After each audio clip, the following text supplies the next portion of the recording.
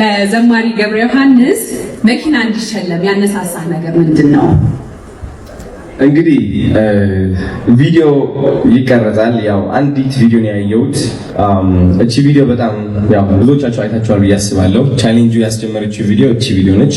which is ታክሲ አካባቢ እየተራመደ ያለ ነው የሆነ ሰው ቪዲዮ የቀረጸው ዘማሪ ገብረ ዮሐንስ እና እኔ እውነት ልንገራችሁ አሜሪካ የሚኖሩት ሴሌብሪቲዎች፣ አርቲስቶች፣ የሀገር ባለውለታዎች የሚኖሩት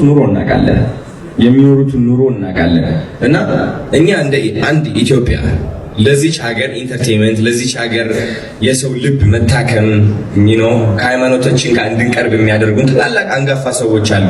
እነዚህ ሰዎች ደግሞ መኖር የሚገባቸው ደረጃ አለ እውነት